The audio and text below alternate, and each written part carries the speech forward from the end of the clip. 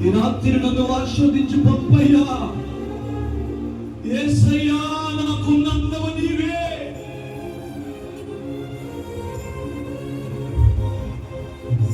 మనుషుల డబ్బులు ఉంటే నా చుట్టూ తిరుగుతారే కానీ నేను చితికిపోయిన నాడు, నష్టపోయిన నాడు, అయ్యో నేను వారి బంధువులను చెప్పుకోవడానికి కూడా ఇష్టపడను ప్రభువా.